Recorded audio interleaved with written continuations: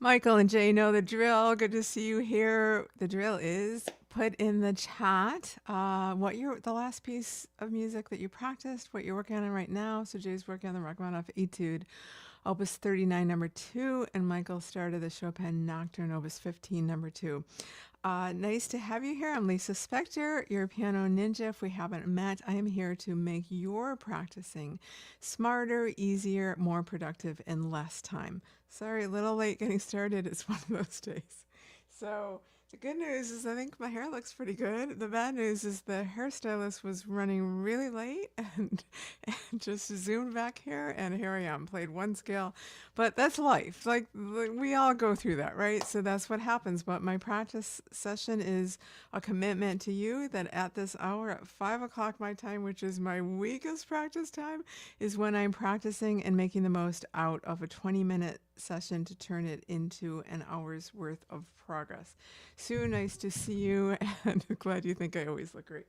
And this, if you'd like my practice checklist of how to turn 20 minutes into an hour, it is right here at lisaspector.com/practice.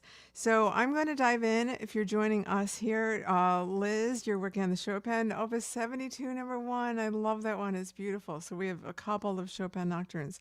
This is all two things. One is in preparation for a YouTube Live All-American concert on July 4th. Announcement and details coming tomorrow. And 2 is to show you how I apply my own piano ninja tricks to my practice sessions in real time so that you can benefit, so that you can learn how to apply them to yours to have more productivity in your practice time. And today I'm just working on one piece. It's just, when I say just, there's no just for Rhapsody in Blue. This is the orchestral. So I have played this with orchestra several times, but this is, I'm doing a hybrid. There's no San Francisco Symphony that would fit in my home. So this is the hybrid of the concerto version, so the piano version that you would play with orchestra, but I'm combining it. You're going to hear some places that I'm filling in the orchestra part. So what I invite you to do is to, when you're listening, assuming you're listening, like when I'm playing, I'm going to not talk very much, but when I'm playing, and if you notice, if you're familiar with the piano ninja trick and you see me apply it in real time, put it in the chat. If you'd like to know more about why I'm doing something, just put it in the chat, and when I review it later, I'll have a timestamp of exactly where it was in the music they asked at. You're also invited to turn off the volume and just co-practice with me if you'd benefit. Whatever helps you would be great. So put that back, and I'm going to dive into Rhapsody in Blue. If you haven't met my dogs, this is my soon-to-be 2-year-old Pop, who I've had for about 6 months, Sundance. She's just a dream. Sue Richardson, good to see you. You're working on Berceuse by who? I'm trying to remember. Put that in the chat, too.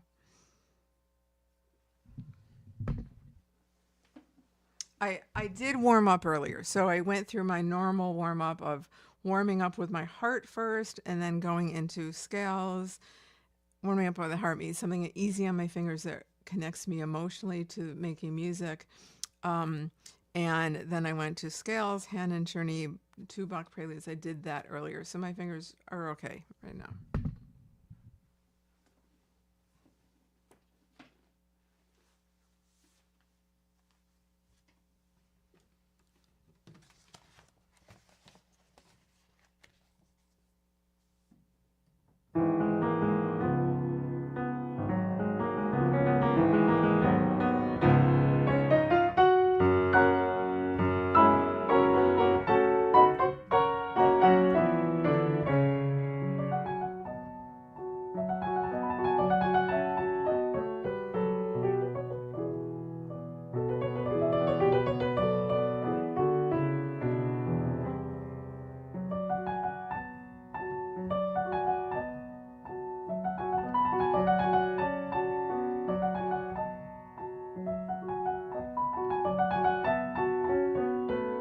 So what I'm doing here is I'm not practicing for perfection. I'm practicing for musical. I'm experimenting with different musical interpretations in this section.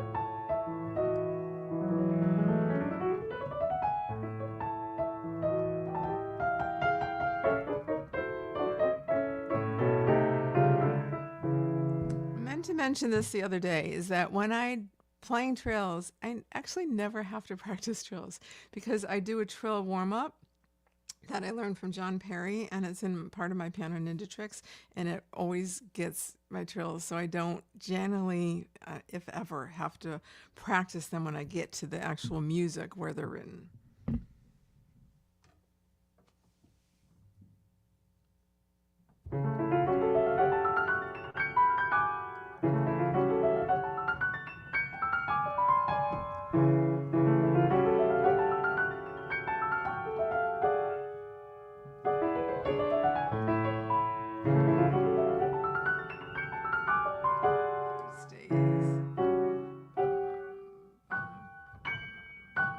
There it changes.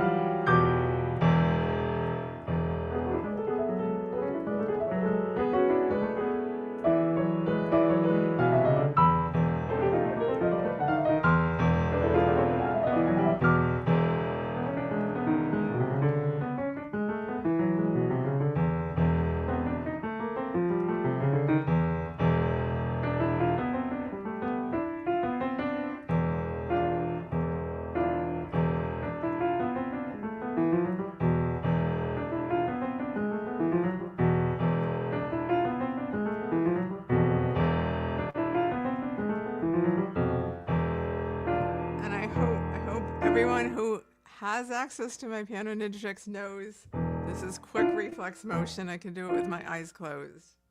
I mean, I'm practicing it until I can do it with my eyes closed so I know what my body, what it feels like in my body. It's like a measurement in my body.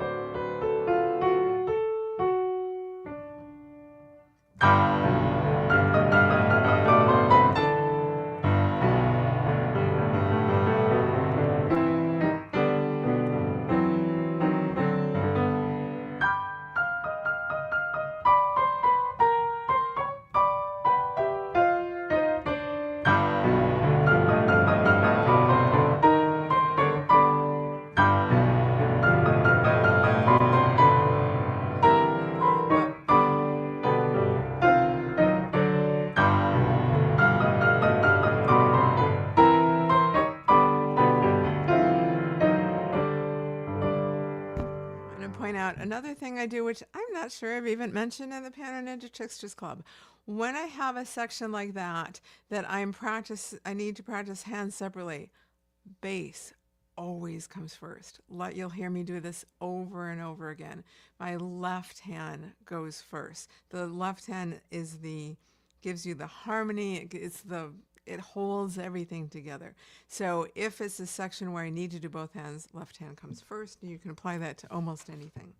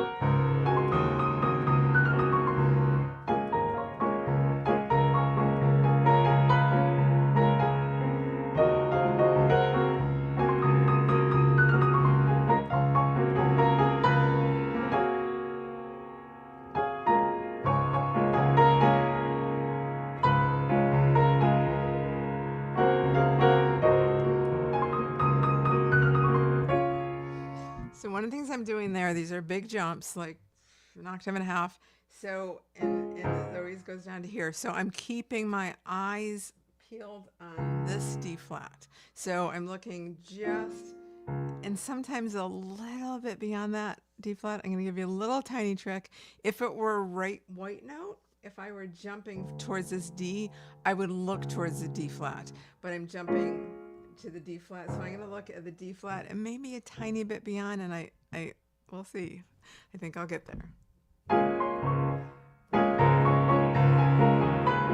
So that time I landed on the E flat, and it's okay. It's just information. It's just data that tells me, oh, I need to know what this feels like.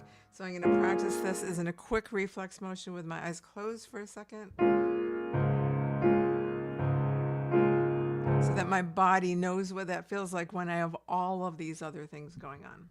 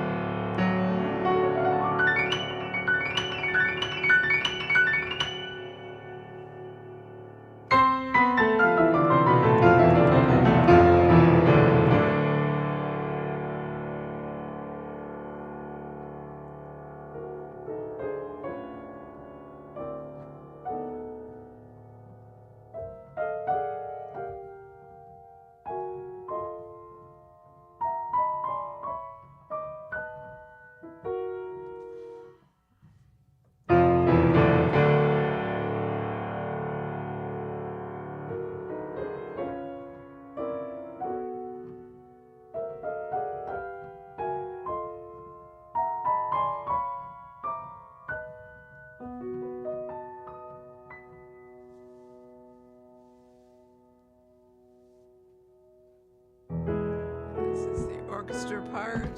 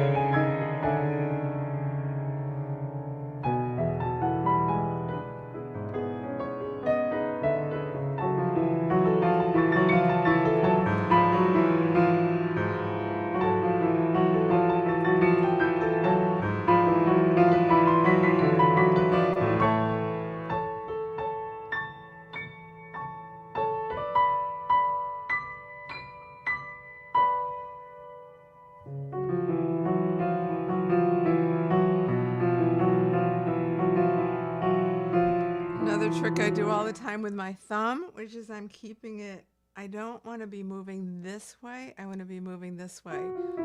So my thumb is barely moving. It's on the tip of the blacks and it's on the edge of the whites. Makes it for less movement. It's just physics. Makes it easier. Bum, bum, bum, bum, bum.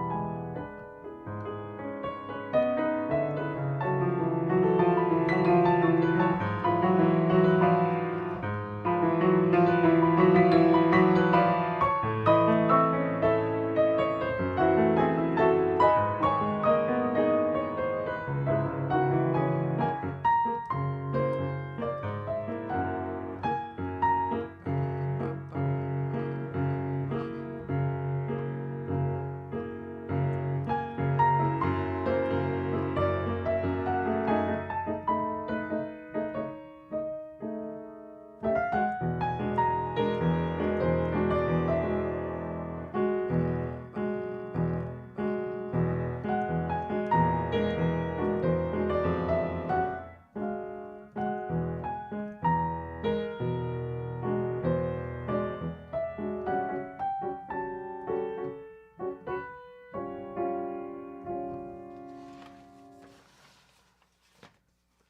Head.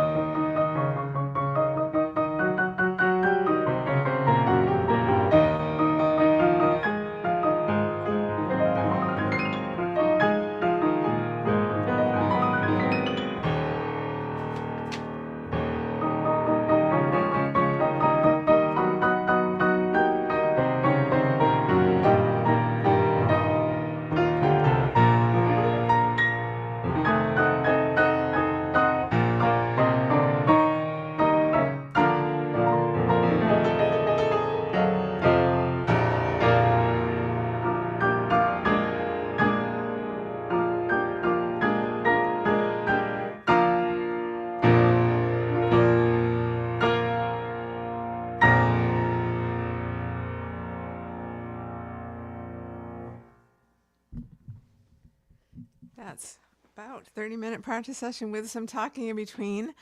Um, Let me check the chat in a second, and I will tell you if you were here. So I haven't practiced this. Honest to God, I haven't touched it yesterday. So I haven't practiced it since my first time playing it in a year, practicing a year 2 days ago, on day one, right? And I don't even think I got to the whole thing. So what I'm doing now, if you're here every day, here's the difference you're going to hear. At first, I'm just trying to get it back in my fingers. So at first, I'm doing a lot of small sections of repetition, a lot of hand separate in small sections, a lot of just keeping the rhythm going in cyclical rhythm. But today, the difference is you heard a little bit of me start to experiment with, for lack of a better word, musicality. Like, what I mean by that is experimenting with more detached in certain places. Rhapsody in Blue lends itself to that, where you can do a ton of experimentation. You want a lot of contrast. So I'm just kind of playing with the sound and what does it feel like. as the week goes on, we're in day 3. So when we get to tomorrow and Friday, I'm going to be doing more and more of that. And then even more as it gets closer. So that when I get to the performance, it's not like I'm set in stone. I'm playing it like this all the time. When you hear a good performer play the same concerto 4 nights in a row, you're going to hear some different things because they've practiced it with different experimentation. I tell this to the Piano Ninja Tricksters all the time that the best practicing I ever heard when I was at Juilliard was not in the Juilliard halls. It was when I babysat for Lauren Hollander's kids, and I'd get there early, and he was experimenting with his music. He would be in the stage where he's, 2 days away from playing I remember he was playing the Saint-Saëns Egyptian Concerto with the Brooklyn Philharmonic, and he was like experimenting with the phrasing and doing different things. And it was the most interesting practicing, nothing like what I heard at Juilliard for the most part. And that's as it gets closer and closer to the performance, that's what I'm going to be doing. So let me just check the chat. So Sue, good job. A newer member in the Piano Ninja Tricksters Club, heard many times I'm using cyclical rhythm. The music keeps going. Karen, nice to see you. And Michael, if after repeated intermittent errors at one point, do you decide to go on? Really good question, Michael. I was going to stop and say that sometimes. So if I'm starting, and this happens, I'm sure, for all of you. Greg, nice to see you too. So put an R in the chat if this happens to you on repeat for repeat. You're practicing a small section over and over. You've played it 8 or 9 times, and around the 10th time, it starts to get worse.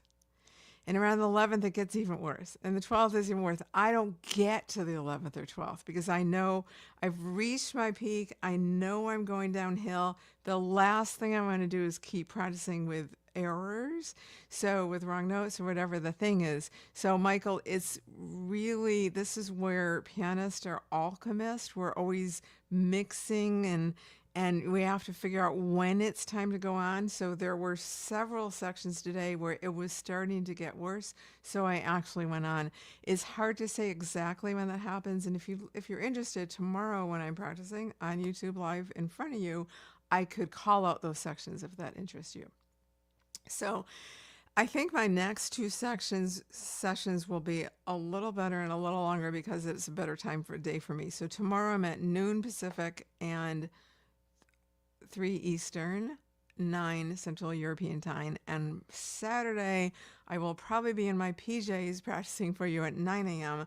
California, noon Eastern, and whatever time that is, 6, 10 in Europe. So I'll probably go a little longer because I'll be a little fresher. So when my brain gets fatigued at this time of day, I don't push it.